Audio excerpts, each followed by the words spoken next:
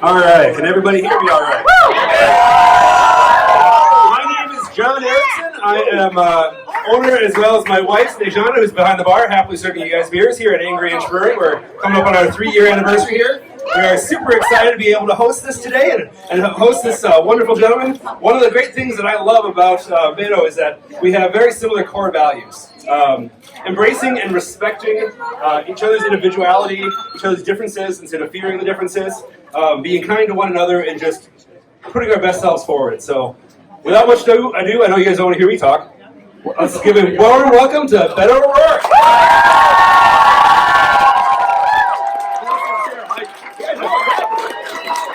How's everybody doing? Grateful to be in Lakeville. Grateful to be in the great state of Minnesota. Grateful to be in a brewery. Hope you all are enjoying yourselves, doing so responsibly, supporting a great local business owner. John and Angry Inch, thank you for having us out here today and for hosting us. We are grateful. Turns out it's really wet out there. But we wanted to make sure that we got to spend some time with those who did not get here in time to come inside, but were out there greeting us and welcoming us and making sure that we felt at home. Let's give a big cheer for those who are outside right now in the rain. We love you guys. So I come from El Paso, Texas, where it is not raining right now, where we are connected with Ciudad Juarez, Mexico, forming the largest binational community in the Western Hemisphere. There are 3 million of us from 2 countries, speaking 2 languages, 2 distinct histories and cultures, who are joined, not separated, by the Rio Grande River, forming something far greater, more powerful than the sum of our parts or the number of people involved. It's where Amy and I right now, really Amy because I'm here, are raising Ulysses and Molly and Henry. Same city that I was raised in as well. A city that happens to be one of, if not the safest cities in the United States of America today.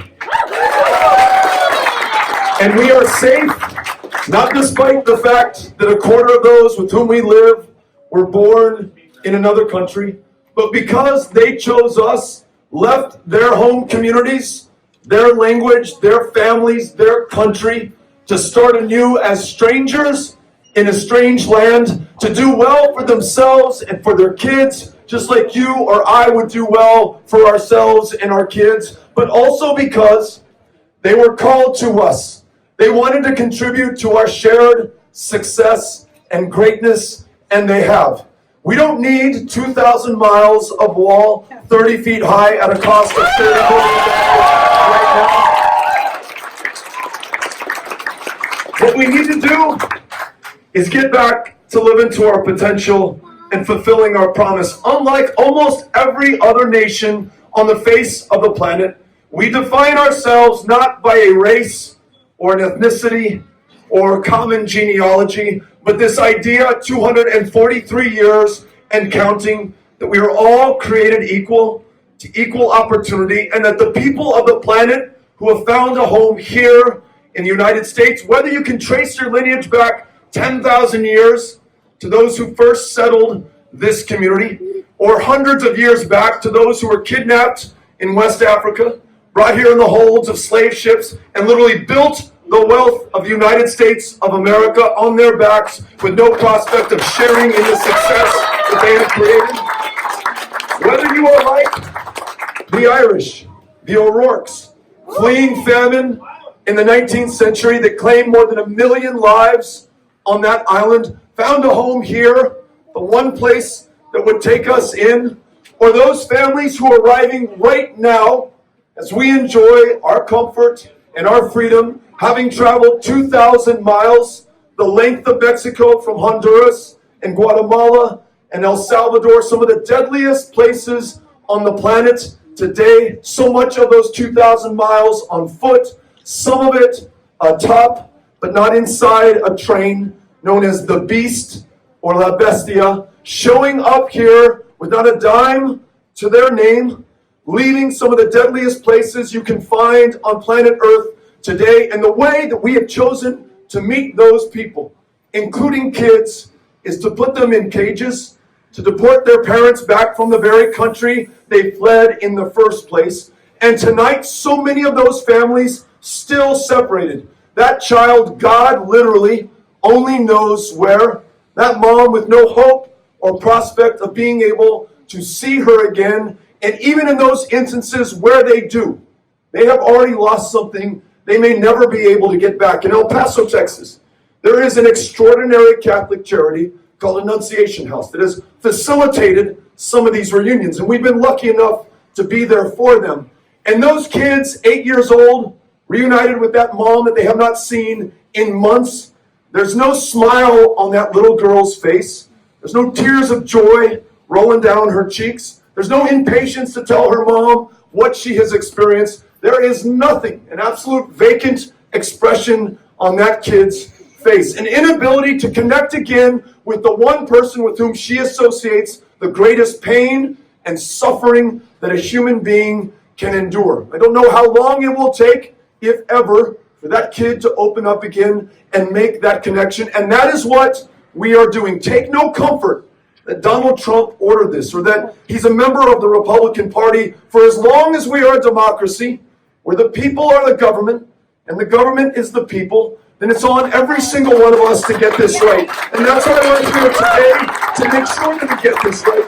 But never again do we separate another family. We rejoin those who've been separated already, and we take this opportunity to go beyond that, and to rewrite our immigration laws in our own image, to reflect who we are, where we are right now, and in every other part of this country, freeing dreamers, for example, from any fear of deportation by making them U.S. citizens here in their true home country, making sure that we don't do it at the price of their parents or their siblings or millions more who so often are working the toughest, shittiest jobs in this country, excuse my French, that no one born in this country is willing to do right now, sometimes laboring below a minimum wage, kept in a modern day bondage to do the work that feeds and clothes and serves so many in this country. Imagine if they were released from the shadows in which they dwell right now, that fear of having to go back to a place they have not seen in decades, allowed to contribute to their full potential to the greater success of the United States of America. We make that happen not as Democrats or Republicans, but as Americans, and there is no stopping this country. You with me? We will be able to do this. Or how about the fact, without exception, in any community that I visit, any state that we go to, we are meeting people who do not have the ability to get the health care that they need to be well enough to live to their full potential. Folks who are spending tens of thousands of dollars on medications to keep them alive, or even worse, folks who do not have the money to afford something like insulin, though it was invented 97 years ago and sold to the government of Canada for $3. Folks, $3 Canadian with no hope or prospect of profit because they knew it would save the lives of their fellow human beings. And yet right now in this, the wealthiest, the most powerful, the most medically and technologically advanced country on the planet, we have people who are consumed by that disease, by the flu, by curable cancers. We do not lack for resources, only the political will to bring this country together to do the right thing. What if we decided that it's no longer acceptable for those with schizophrenia or bipolar disorder or clinical depression to, in so many cases, have to get arrested on purpose to go to the county jail, which in some states like mine is the largest provider of mental health care services today. The largest inpatient mental health care facility in Texas is the Harris County Jail. What if, at a time of a maternal mortality crisis, 3 times as deadly for women of color, what if we decided that not only were we going to ensure that Roe versus Wade remains the law of the land, but those who are seeking care or access to a legal, safe abortion, or a cervical cancer screening, or family planning help, or the ability to see any provider at all would not just be a function of privilege, or luck, or fortune, or fate, but a human right for every American, universal, guaranteed, high-quality care for every woman, every man, every child in the United States.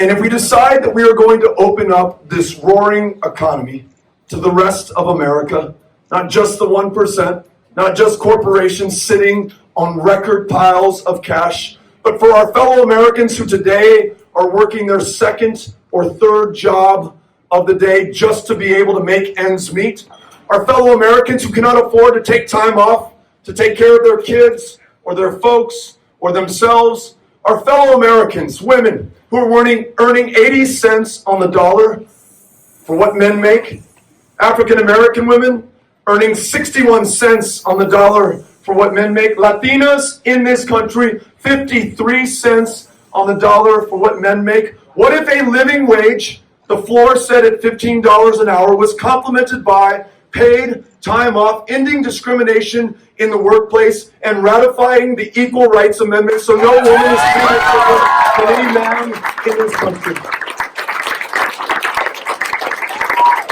And what if, as we begin to learn more of the details of the school shooting outside of Denver yesterday, including a brave young man named Kendrick Castillo, who rushed towards the gunman, saving the lives of others in his classroom, not unlike Riley Howell at UNC Charlotte the week before, who did the same thing in another part of this country? What if, when we listen to our kids and our students, as we've been doing so on this trip, 2 days ago we were in a middle school, 14-year-old girl says, I don't want to wonder anymore if I'm going to be able to come back from this school at the end of the day. Or listening to my 8-year-old son, Henry, tell me that his teacher led his class in an active shooter drill. Or the young woman interviewed after the massacre at Santa Fe High School in Texas, who, when asked if she was surprised that a gunman burst into her classroom and killed her classmates, she said, no, I expected it would happen sooner or later. We lose more than 30,000 of our fellow Americans every year in this country to gun violence, and no country comes even close to this level of carnage. We are either inherently violent or evil or immoral, but this is a human caused problem with a human solution. I choose to believe the latter, that if we pass universal background checks, which have been shown to save lives, if we stop selling weapons of war into our communities where they end up in our schools, in our churches, in our synagogues, if we have red flag laws so that those who are a danger to themselves or to those in their lives or in your lives are stopped before it's too late, then we can meet this challenge and we can do it together. Because those that we face right now are the greatest of our lives. And the greatest among them is this. We now know beyond the shadow of a doubt that this planet has cooked already a degree Celsius just since 1980. Warming brought about not by God, nor by Mother Nature, but by you and by me and everyone on this planet. Our excesses, our emissions, our inaction in the face of the science and the facts and the truth, that is what has caused the greatest droughts that we've seen in some parts of this country, following which we saw the greatest fires ever in California, the greatest floods along the Missouri River where we just were in Iowa, and this last week in Davenport, the highest flood levels along the Mississippi, breaking the record set in 1993.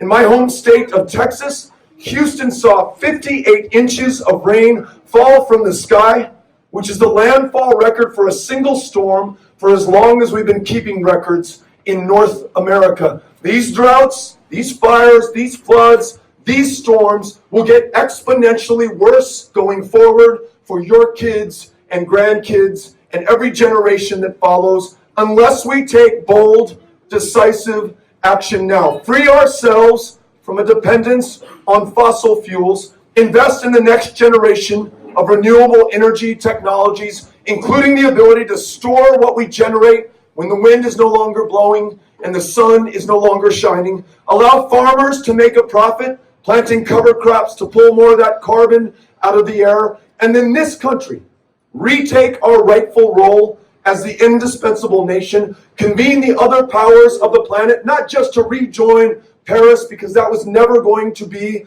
enough, but to ensure that all 194 nations of the earth do everything within their power while they still have time to act. Then, and maybe just then, we can keep this planet from warming 2 degrees Celsius, after which the train is off the tracks and we will not be able to get it back. Every one of these challenges cannot be met by half measures or half steps or only half the country. At this very divided, highly polarized, hyper-partisan moment, no one person or president or political party is going to be able to get this done. It is going to take all of us. But I'll tell you, from my experience in Texas, I know that we can bring people together. I traveled to each one of the 254 counties. Did not matter, no me importa, how blue or how big. We didn't take you for granted. We showed up to listen to you and find out what was on your mind. Didn't matter how rural or red or Republican. We didn't write you off. We showed up there as well. We went to communities that had not seen a Democrat in decades, but we showed up there to listen to them. Not in the reddest counties in Texas, but the reddest counties in the United States of America. King County, which voted for Donald Trump 96% in the 2016 election, a place so red you can see it glowing from outer space as you're orbiting the planet. Those folks, every bit as deserving of being listened to, of being heard, of being fought for, of being served, of being brought into the solutions that this country needs for the historic challenges that we face. And at the end of the day, though we came up a little bit short against Ted Cruz, 2.6%, we got to be part of something absolutely transformational for my home state. Texas, which had ranked 50th in the nation in voter turnout before the 2018 election, saw a 500% increase in voter turnout amongst young people.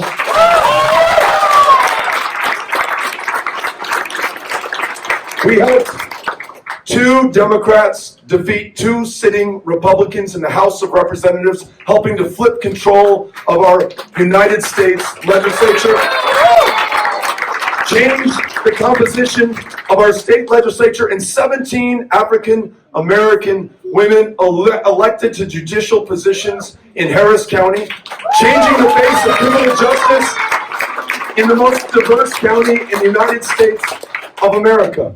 Won independence for the first time in 10 years, and 500,000 Republicans who voted for Greg Abbott, a very conservative Tea Party, Trump-loving governor, on that same ballot voted for us, and we never had to trim our sails or show up with anything less than the courage of our convictions on every issue that matters. And the kicker for us, my mom, a lifelong Republican, also voted for us in the 2018 election.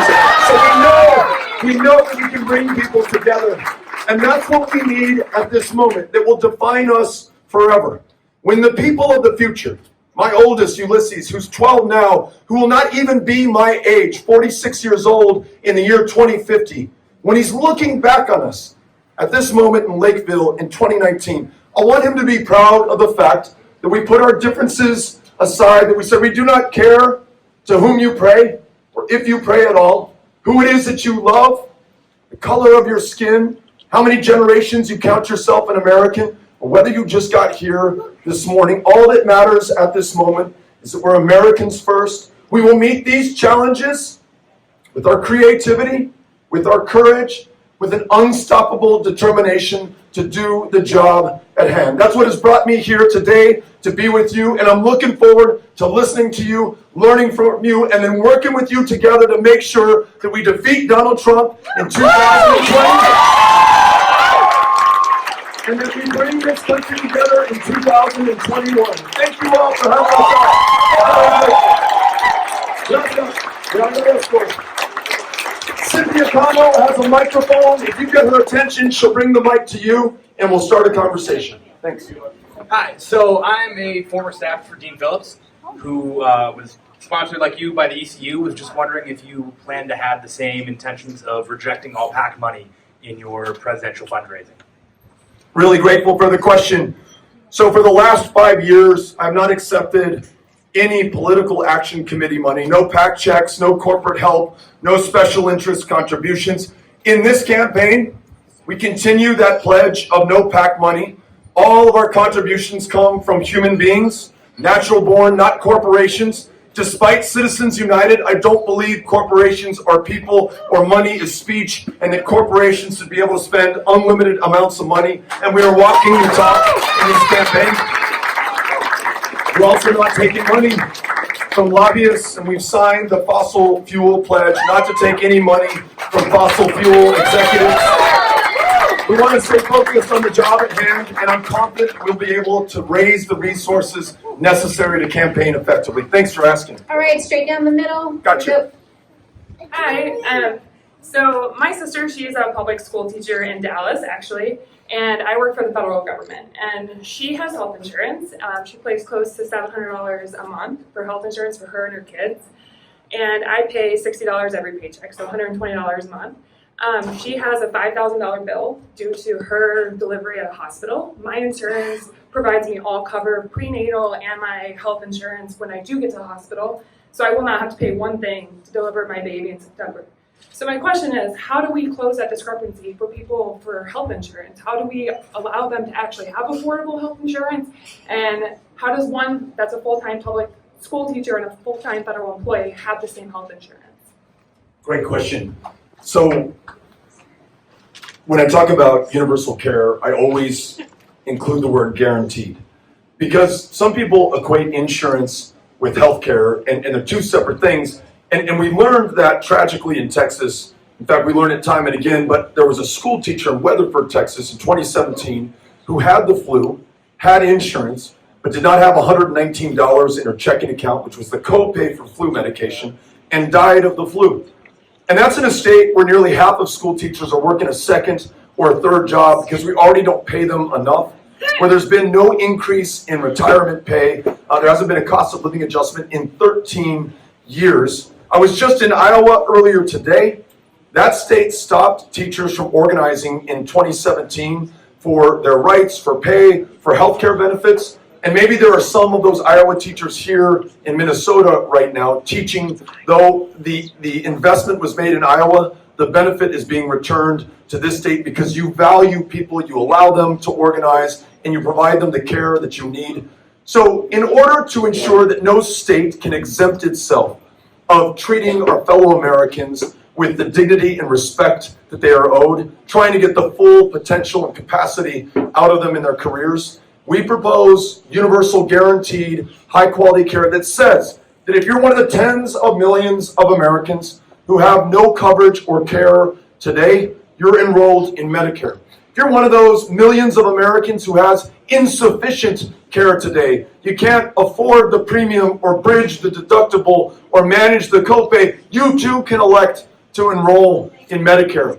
But if you have employer-sponsored insurance, or you're a member of a union that has fought for insurance that you like because it works for you and your family, you're able to keep that as well. We make sure that every single American has that guaranteed care so that they can live to their full potential. I think that's the way that we get past those differences between teachers and people and humans and Americans in different states. Thanks for asking. Appreciate it. We're back here by the bar.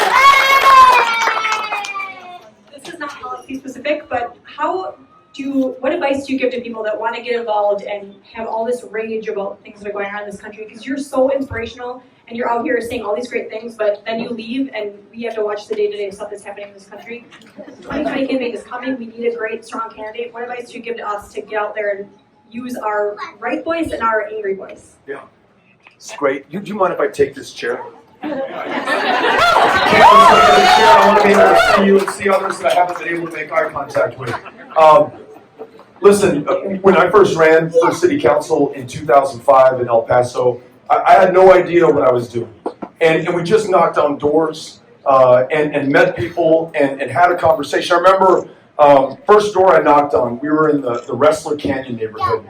And I introduced myself. My name is Beto O'Rourke. I'm running to serve you on the El Paso City Council. Want to see if we can keep your taxes down and improve quality of life. And the person behind the door interrupted me and said, you know what?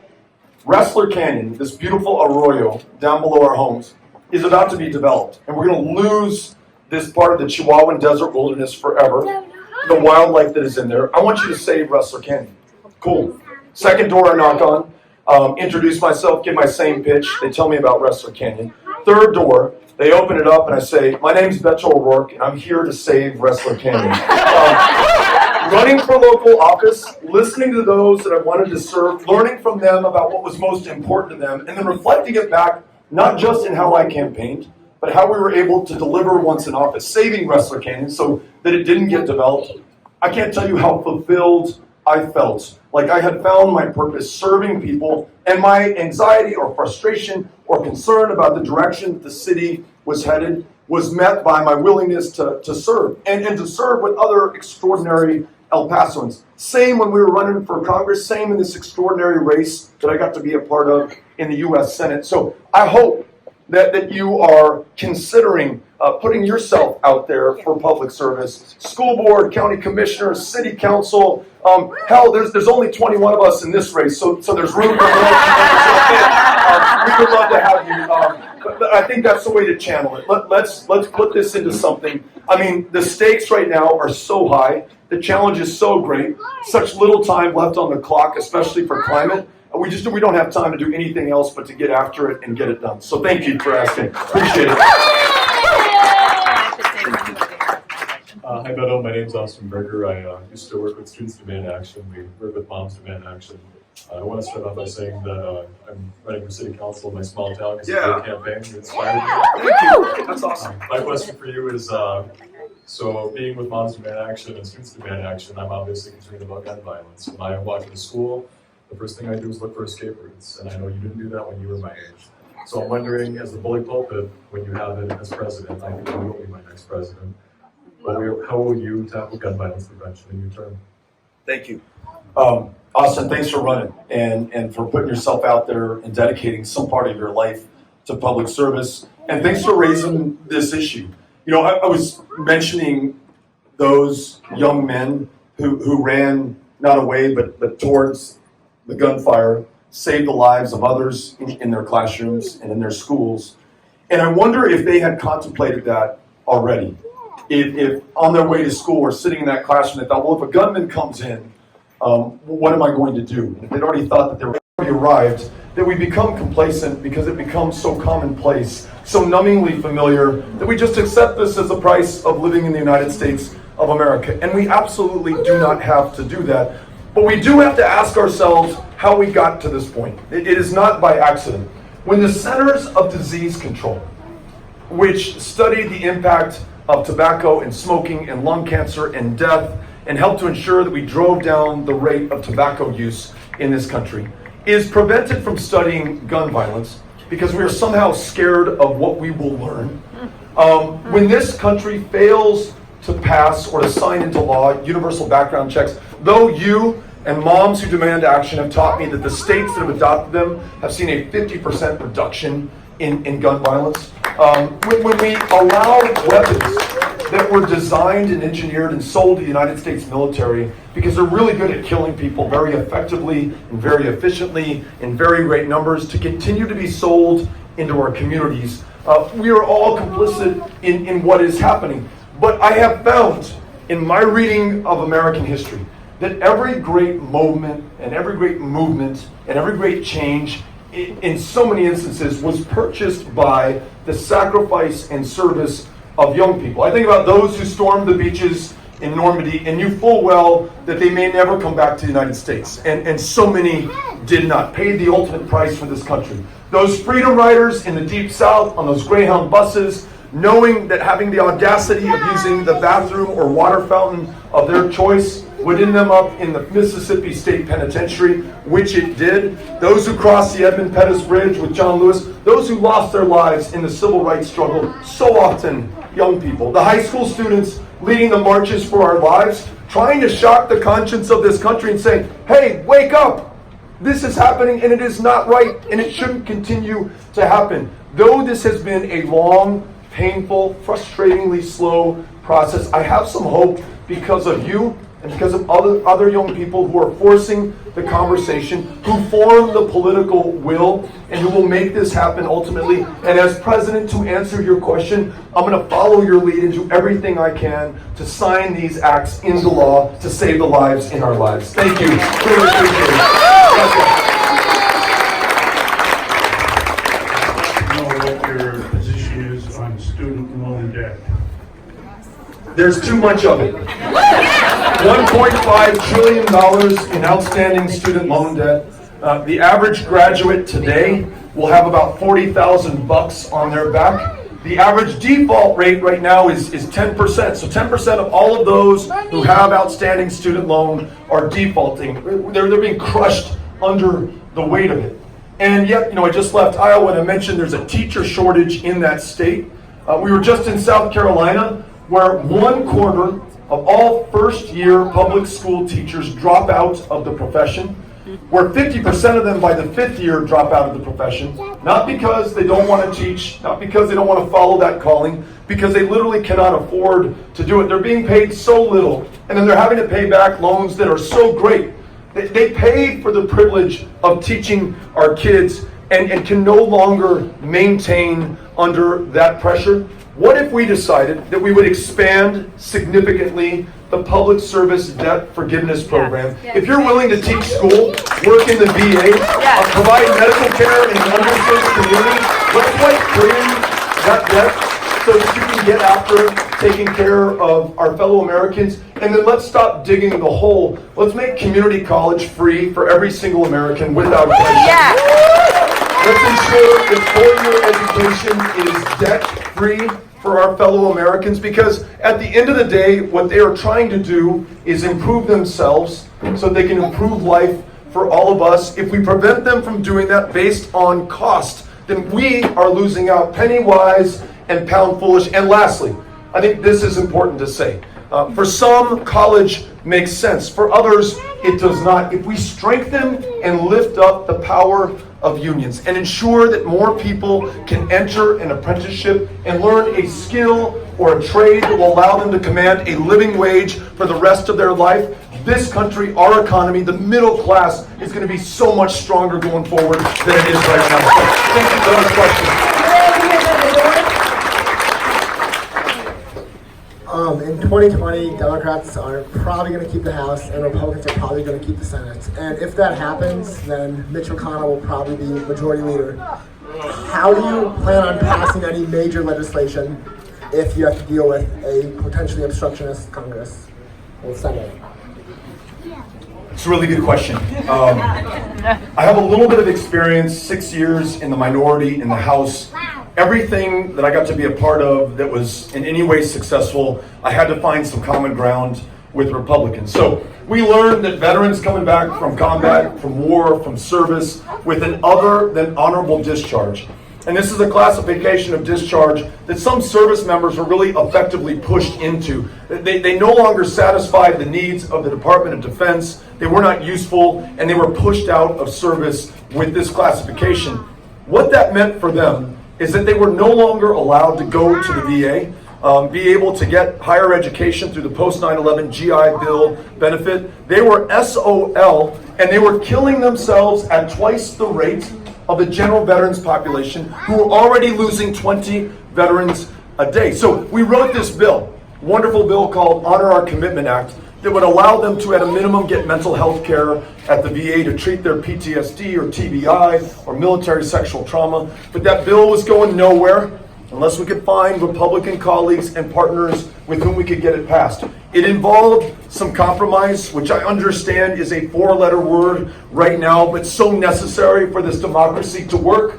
We had to build some consensus. We had to make the case to our colleagues. When we finally found a Republican partner with whom we could work, we said, look, folks, yes, this is going to be more expensive. It's going to cost us something to deliver more care, but we should be willing to pay any price and bear any burden for those who put their lives on the line for this country. And yes, there has to be a consequence for the status of your discharge, but that consequence cannot be the very life you were risking for all of us.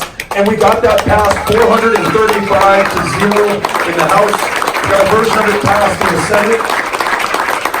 And we got it signed into law by the one man with whom I agree with on almost nothing, Donald Trump, but yet found enough common ground there to make sure that we could do the common good for those who had served this country. So when it comes to Mitch McConnell, whose entire motivating ambition when Barack Obama was elected was to defeat Barack Obama, not to make healthcare affordable or open up this economy to everybody or pay school teachers a living wage.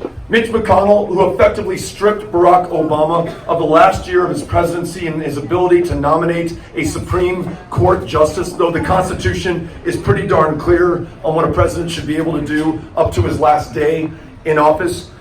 It's going to require all of us working with our representatives, our U.S. senators, and going directly to the people of every state, including Kentucky, to make sure that we buy in, or we get the buy-in of those people who will benefit disproportionately from the decisions we make. One of the things that I learned from the President Obama administration is that it is not enough to be right on the policy. It's not enough to come up with great legislation. It's not enough to be a terrific president. You've got to go campaign in every single part of this country and build up that political will in order to push it across the line. So that's the kind of president that I want to be. If we have an intransigent majority leader in the Senate, let's work around him or her and get this stuff done at the end of the day. Thanks for asking the question. Appreciate it. First of all, I want to say thank you for coming out and actually sharing your values and also listening to all questions that we have as the audience. I'm a big proponent for ranked choice voting because, it discourages negative campaigning, gives voters more choices, and also you get the opportunity to actually vote your heart, not your conscience. So my big question right now is, with the record number of nominees running for the Democratic nominee, candidates running for the Democratic nominee, do you support ranked choice voting as the voting system to actually find a nominee, and if so, why? Thanks for the question. We've held 130 town halls. I've answered more than 700 questions, and I believe this is the first time I've been asked about ranked choice voting, so thank you for bringing this to the conversation. It's why we do these. It's how I learn, and I hope become a better candidate and do a better job serving you as president. I'm going to have to think about ranked choice voting. I like the spirit in which the question was asked. As you heard, we will not demean or denigrate or put down another candidate running for the Democratic nomination because I'm confident, and I hope I speak for all of us, that come summer 2020, after the Democratic convention, whoever our nominee is, we are all going to do everything within our power to make her or him a successful. But if I could, and I'm going to make sure that we get back to you with a specific answer, let me do some thinking on this, but if I could just take your question to talk about voting rights in general. I mentioned Texas was 50th in the country in voter turnout, not because we love our democracy any less than anyone else in any other state, including Minnesota, but we were literally drawn that way based on race or ethnicity or country of national origin. You were drawn out of a congressional district to diminish the power of your vote and the ability for us to hear your voice in our democracy. We compounded that with racist voter ID laws that said you could use your license to carry a firearm to prove who you are at the ballot box, but you could not use your student ID at El Paso Community College to prove who you are at the ballot box. We had to transcend that in the last election, but we shouldn't have to. We should have a new Voting Rights Act that ensures that every single vote in this country counts. We should have same-day voter registration, automatic voter registration, in the process of gerrymandering altogether, and as the gentleman suggested earlier, get big money out of politics. And then, yes, let's look at other ways to improve our democracy. Thanks for the question. Appreciate it.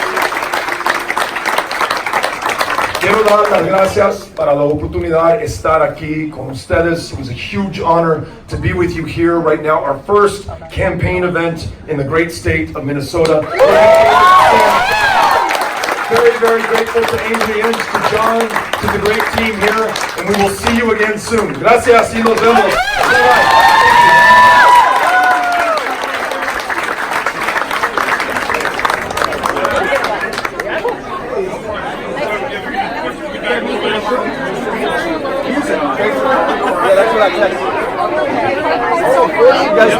gather over here. Okay. Yep. We're gonna start the picture line. Alright, she's gonna give your camera to her.